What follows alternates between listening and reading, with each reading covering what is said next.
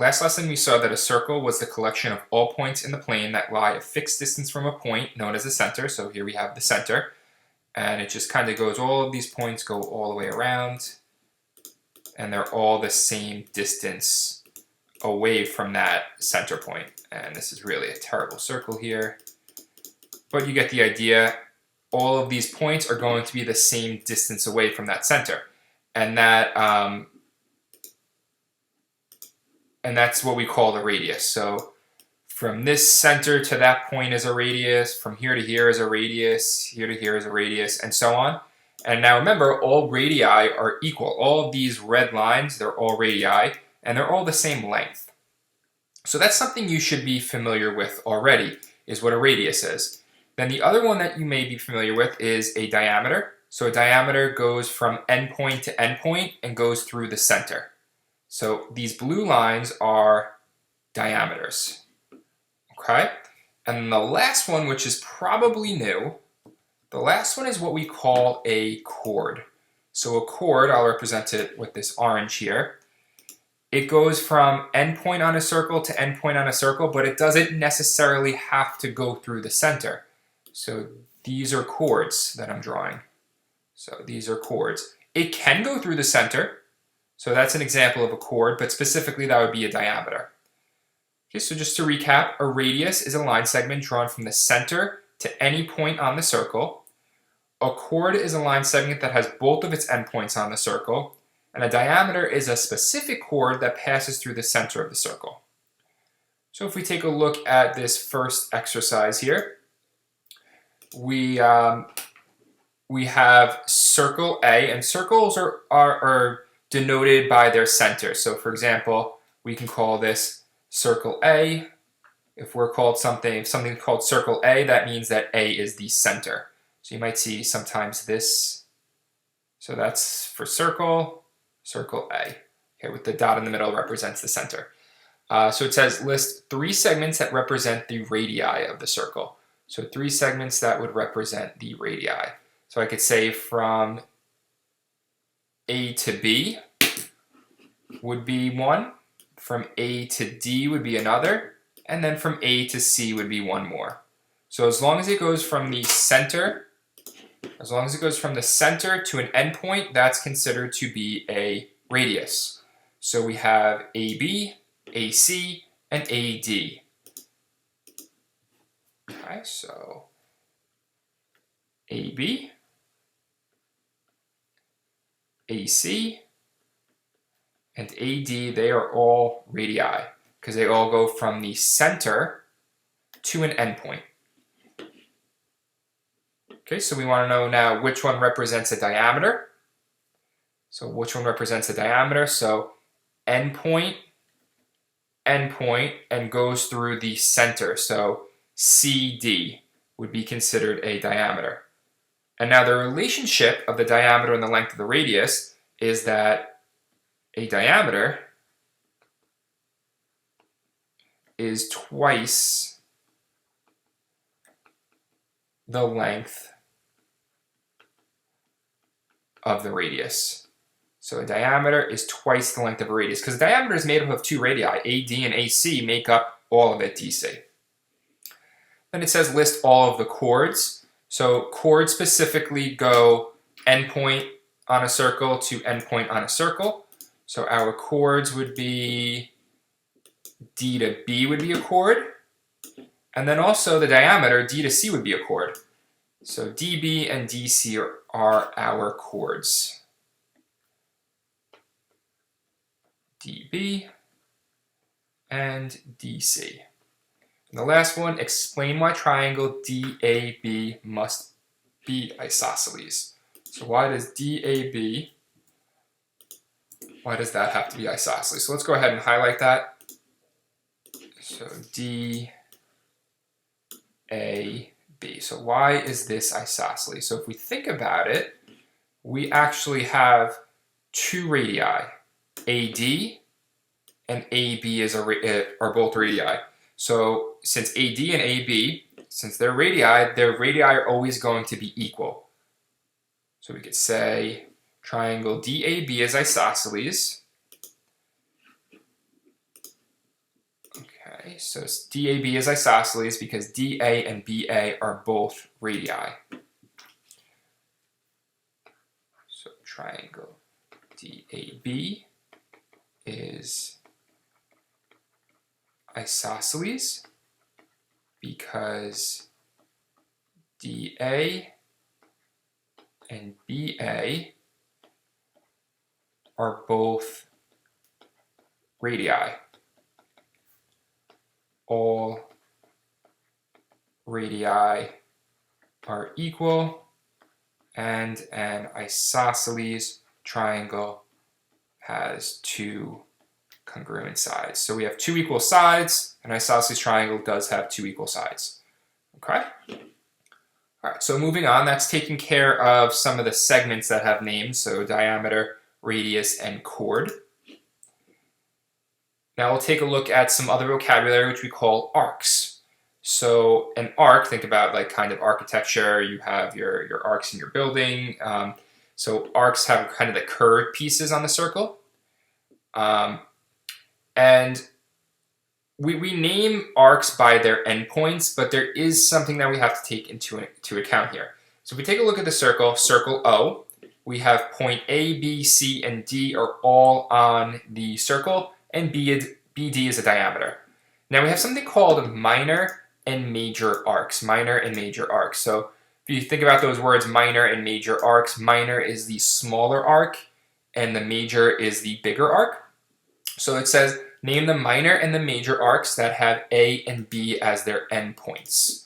Okay, so A and B as their endpoints. Arcs are kind of the curved pieces around, so A and B. Your minor arc is just going to be this one right here. I'll highlight that in yellow. So this one is our minor arc. It's the smaller of the two. The major arc is the one that goes all the way around this way. So that would be considered our major arc. Okay, when we're naming them, so when we name our arcs here, we'll just call this one AB. So that is minor arc AB. We're going to put this little arc on the top. Now major arc, well, that's going the other way. We have to grab at least one more point. So we can call it major arc ADB, or we can call it ACB. It's up to you. We just need to add an additional point in there. So it kind of gives a direction around the longer way. I'm going to call it ACB. So we're going from A and we're going this way to collect C and then go back to B, and that's our bigger arc. So when we name our major arcs, that's when we're going to do 3 letters. So this next one, name the minor and major arcs that have A and C as their endpoints. Okay, so now we're looking at A and C. All right, I mean, if we want to, we can call this one ADC, or we can just call it AC. So the minor arc is just AC, that's kind of going the shorter way around. The major arc would be ABC. Kind of, we're collecting that other point, we're going the longer direction, ABC. And that's what arcs are. They are going to play a pretty important role in this unit with the measure of angles. One thing we have to remember is that a circle, a full circle, is 360 degrees. A full circle is 360 degrees.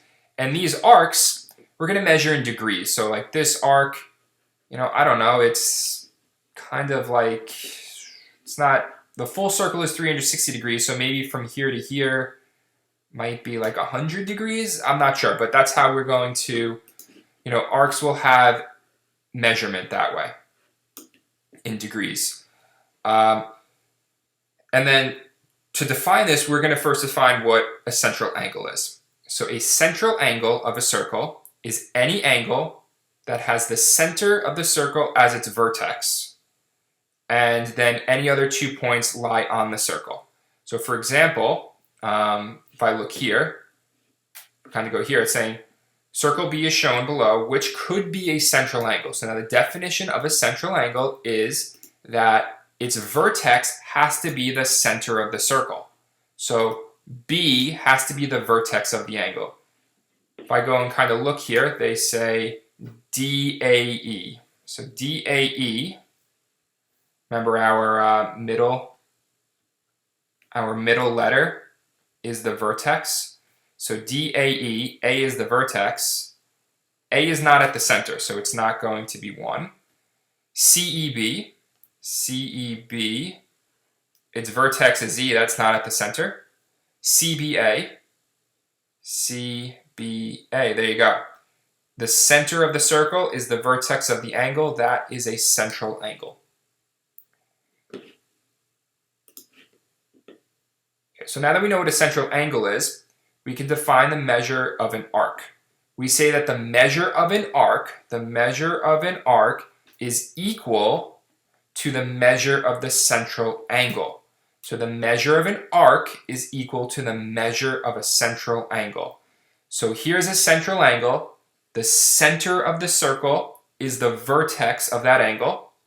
So it's asking, what is the measure of arc AB? Well, if the central angle is 112, then the arc is also going to be 112. The measure of a central angle is equal to the measure of the arc that it intercepts. So now that's actually an important word here, intercepts, or subtends is another word. So here's my angle, ADB. The arc that it subtends or intercepts is arc AB. Okay. What is the measure of ACB going this way? Okay, well, what we need to do now is, if this is 112, we have to remember that a full circle is 360 degrees. So we could simply do 360 minus 112. And when we do that, we get 248 degrees. Okay, so the measure of this arc would then be 248. Kind of do a quick check, 248 plus 112, that equals 360. Look at another one down here.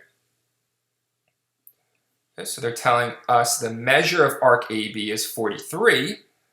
What is the measure of arc ACB? And then what is the measure of angle ADB? So let's figure out what this major arc here, ACB, is.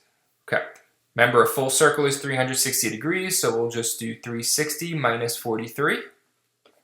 And that's going to be 317 degrees. So the measure of arc ACB equals 317 degrees. Whoops, 317, not 316. 317 degrees. And then they're asking us, okay, well, what is the measure of angle ADB? ADB is a central angle, and a central angle is equal to the arc that it intercepts. So 43 degrees as well.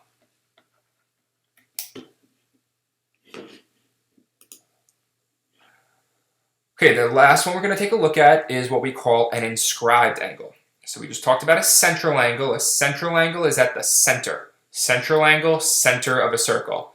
An inscribed angle is on the circle. The vertex is on the circle. Okay? So if we take a look here, name 2 inscribed angles and the arcs intercepted by them. All right, so this is kind of your call here. I'll just go ahead and I'll do, just kind of pick some. There's many answers here. So I'm going to say that CAD is an inscribed angle. The vertex is on the circle. So A is my vertex, it's on the circle, CAD, and that intercepts DC. Okay, so I'm going to write this out here. I'm going to say angle CAD intercepts arc CD. Okay, that's one inscribed angle, and that intercepts arc CD. Let's take a look at another one. So again, there's a couple of different answers here. It's kind of your call what you want to do. If you want to do a different one, that's fine. I'm going to say DBA is another inscribed angle. And that inscribed angle intercepts arc AD. Okay, so I have angle ABD intercepts arc AD. Okay, those are two. You could have picked a couple other ones. Those are just the ones that I picked. Next question says, can two inscribed angles intercept the same arc? Well, let's take a look at that. I'll continue with this one, ABD. Well, let me find another inscribed angle that intercepts my highlighted arc. If I take a look here, DCA also does, right? This angle, this blue angle and this red angle both intercept that yellow highlight. So yes, that could happen. So I'm going to say yes, angle ABD and angle DCA both intercept arc AD. Okay, you could have done something else too. I think there were a couple other answers here that could have worked. Okay, so now we looked before with central angles. Central angles are equal to the arc. Well, inscribed angles are a little different. Inscribed angles here, inscribed angles are half of the intercepted arc. Inscribed angles are half of the intercepted arc. So if I were to go up here for a moment, I'll come back down there. And if I were to say, you know, maybe this arc is, I don't know, I'm going to make something up. If this arc was 50 degrees, then both of these angles would be 25 degrees. Because the angles, the inscribed angles, are going to be half of the arc. Okay, there's a proof for why this works, and you know, you could certainly skip this. This isn't something that I'm going to require you to be able to do, but it's nice to see. So we're going to say here, here's how the proof works. So we're going to try to prove that the measure of angle 1 is equal to half of the measure of angle 3. That's what we're going to try to prove. Or we could say another way to do that is 2 times the measure of angle 1. So 2 times the measure of angle 1 equals the measure of angle 3. It's kind of saying the same thing. So here's the proof for why that works. So what we can say here is that angle 1 and angle 2 are equal to each other. The measure of angle 1 equals the measure of angle 2. And I know that because AMB is isosceles. I know it's isosceles because these are both radii. Radii are congruent. So we could say those sides opposite are congruent. Those angles opposite are congruent. Okay, so that's what we could do first. Well, then we could also say, think about our exterior angle theorem. An exterior angle is equal to the sum of the two non-adjacent interior. So I could say the measure of angle 3 equals the measure of angle 1 plus the measure of angle 2. Right? That's my exterior angle theorem. So just to kind of make a note of that, that's the exterior angle theorem. All right, now I'm going to use substitution to swap angle 1 in for angle 2. So I could say the measure of angle 3 equals the measure of angle 1 plus the measure of angle 1. Well, now the measure of angle 3 equals 2 times the measure of angle 1. Okay? If you remember, the measure of angle 3 equals arc BC. So the measure of angle 3 equals the measure of arc BC. So I could do another substitution in there, and I could say the measure of arc BC is equal to 2 times the measure of angle 1. Now just divide this by 2, and I get half of the arc equals the inscribed angle.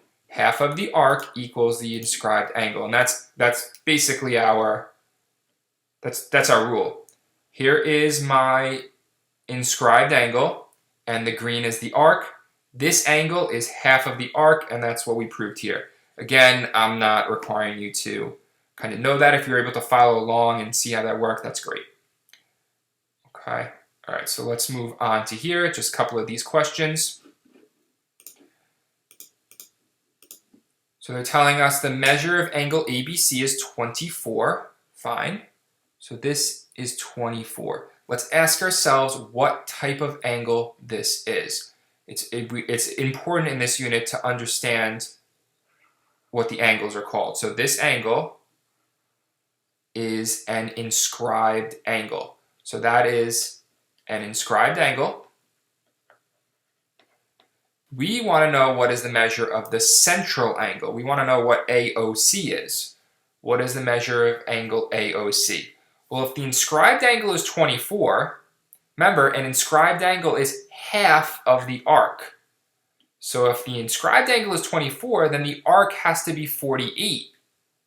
And then the central angle is equal to the arc, so the central angle is also 48.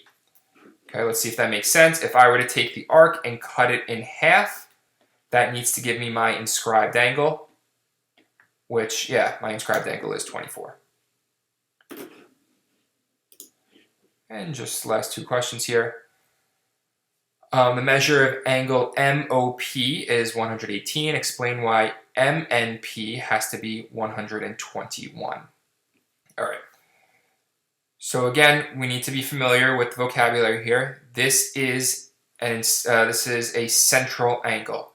The central angle is equal to the arc. So I could say now arc, the measure of arc PM equals 118 degrees. Now a full circle, so all that I have right now is I have this arc here.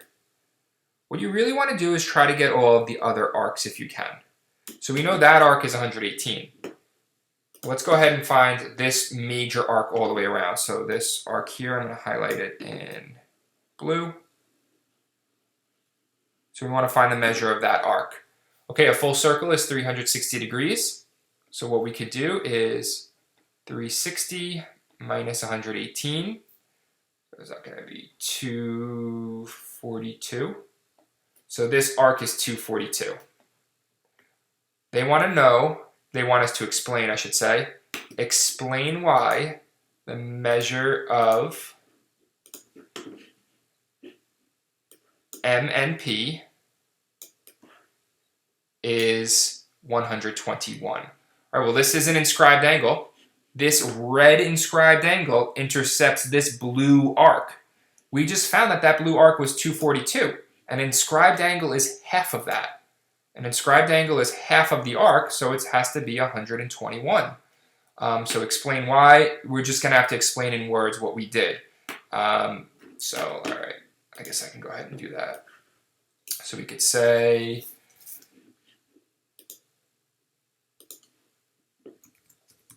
arc MQP is 242. Actually, I should start with this. Arc MP equals 118 since a central angle is equal to the arc it intercepts. Then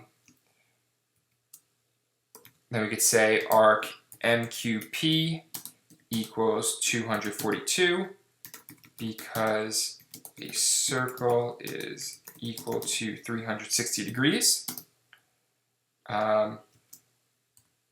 Angle MNP equals 121 because an inscribed angle is equal to half of the arc it intercepts. Okay, so that would be kind of our explanation.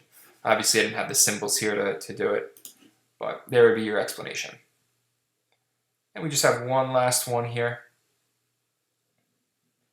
The diagram of circle K shown below, RS is a diameter, and the ratio So ratio of RT to TS is 2 to 7. Whenever you see this ratio, think of this as being 2x and this as being 7x.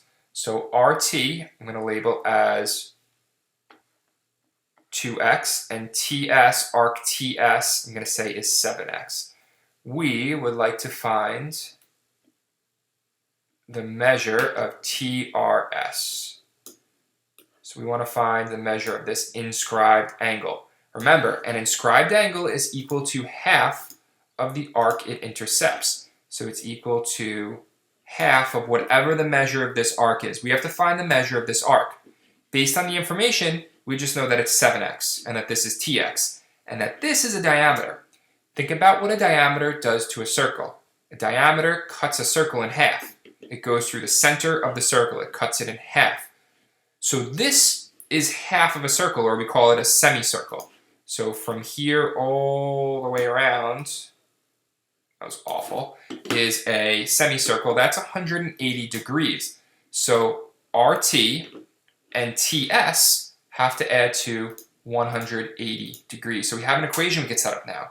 We could say 2x plus 7x equals 180 degrees. So we get x is equal to 20. Now if we substitute in, we could say, all right, you know what? This is really 40 degrees, and this is really 140 degrees. Now we have what this arc is. We can get this inscribed angle. The inscribed angle is half of it. So the measure of angle TRS is equal to 70 degrees. Okay? All right, so we'll end here, and that's it. Hope you have a good rest of your day. Bye.